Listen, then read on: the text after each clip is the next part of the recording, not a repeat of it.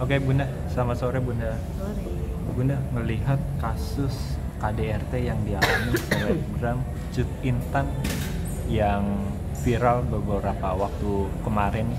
Dari Bunda sendiri sebagai psikolog melihatnya seperti apa sih Bunda? Ya, kalau misalnya orang itu mengalami KDRT, biasanya orang yang jadi korban itu belum tentu berani. Kenapa? Untuk melaporkannya karena ada satu ketakutan tertentu. Misalnya ketakutannya adalah takut kalau ada orang yang melakukan KDRT itu punya power lebih besar daripada dia. Cemas karena juga takutnya adalah, dan cemasnya adalah karena mungkin saja masalah ekonomi. Kalau sampai dia laporkan seperti apa? Takut kalau dilaporkan nanti makin menjadi-jadi KDRT-nya. Jadi makanya kadang-kadang mereka menunda untuk tidak melakukan apa-apa, berharap ada perubahan dari si pelaku. Bunda, tapi yang dialami ini dia bilang sudah beberapa kali menerima KDRT Bunda. Karena maksudnya nggak terlalu parah sampai akhirnya belum mau melapor atau seperti apa sih Bunda? Ya, kan dia mendapatkan KDRT tetapi tidak melaporkannya karena masalah kendala tadi, ada banyak ketakutan tadi itu. Misalnya takut, kemudian kalau dia melaporkan akan terjadi KDRT lebih heboh lagi dengan dirinya. Takut juga karena satu orang lebih punya power daripada yang satunya. Takut lingkungan seperti apa, mengatakan apa, keluarga dan sebagainya. Takut lagi misalnya kalau nanti dia sampai melaporkan, yang menafkahi siapa, masalah ekonomi, bisa seperti itu. Makanya ditunda, berharap si orang ini berubah untuk menjadi lebih baik. Bunda ngelihat kalau KDRT ini bisa, maksudnya bisa sembuh nggak sih atau seperti apa sih Bunda?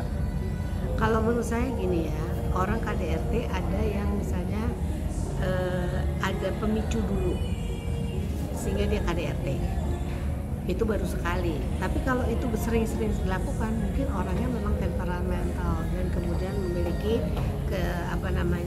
agresivitas yang tinggi. Dan untuk seperti ini kan harusnya mendapatkan treatment anger management dan sebagainya untuk bisa mengatasi masalahnya itu. Tapi kenyataannya kan belum tentu semua orang bisa melakukannya sendiri. Nah, kalau misalnya dia tidak kemudian mendapatkan bantuan dari keluarga atau apa orang yang lebih paham, setidaknya harusnya ke pakar. Tapi juga kadang-kadang tidak dilakukan karena ngerasa bahwa ngapain orang saya baik-baik aja gitu ya, sendiri tidak mau melakukan itu. Sehingga kalau dipikir-pikir, kalau dia tidak mendapatkan treatment apa-apa, apakah bisa dia mengontrol dirinya? Kalau biasanya sih tidak bisa gitu. Bunda, dan akan berulang. Bunda, ini kan saat ditanya kenapa melakukan KDRT, karena kan ketahuan selingkuh dan juga video-video porno mungkin.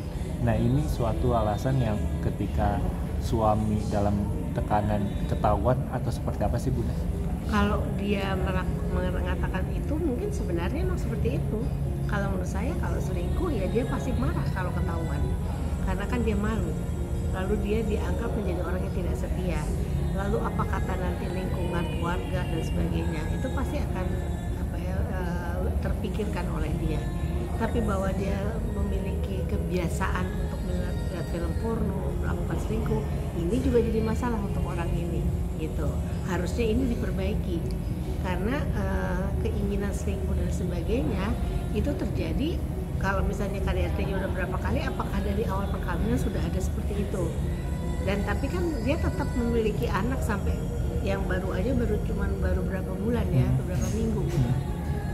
Dan ini juga anak juga terlibat ketika KDRT terakhir mungkin Bunda.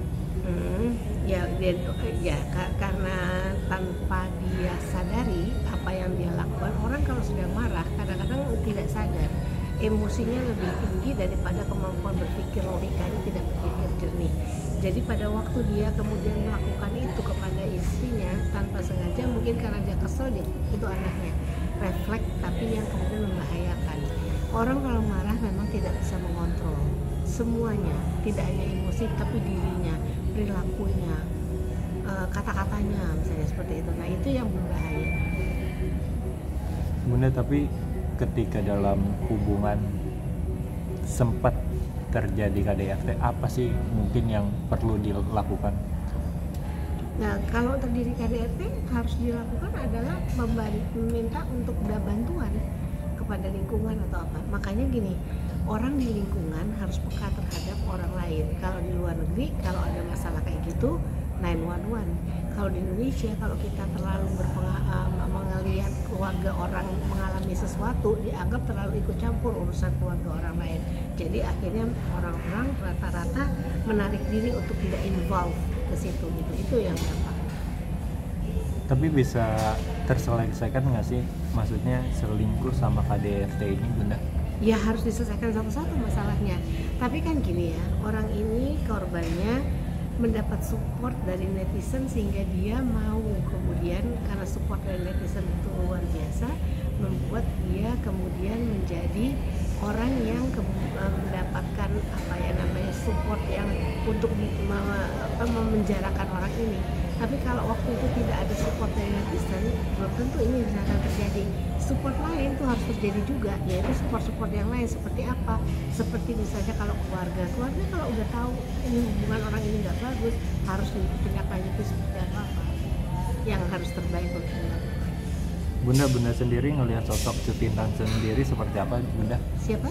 Cut Intan sendiri ini seperti apa? Waduh, saya nggak pernah lihat. Iya, maksudnya ngelihat dalam Dia menghadapi. rentan, dia ringkih, dia mungkin lemah, dia banyak ketergantungan pada si suami, tidak tahu bagaimana cara mencari pertolongan. Pada waktu dia memberanikan diri mengupload itu adalah sesuatu tindakan yang sudah luar biasa, sehingga semua orang bisa memberikan support, dan kemudian ada polisi dan sebagainya yang bertindak berdasarkan unggahannya itu gitu.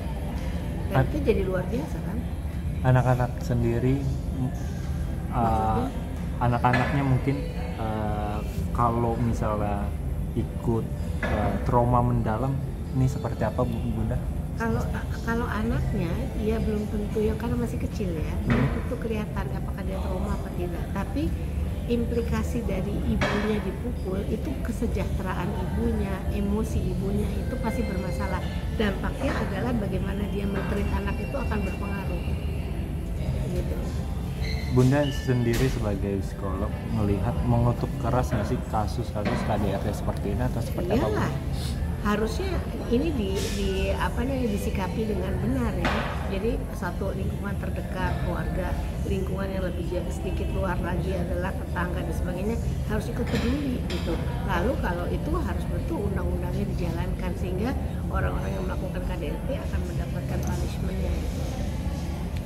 Ada yang mau disampaikan, Bunda, untuk Cut Intan sendiri, Bunda, sebagai korban?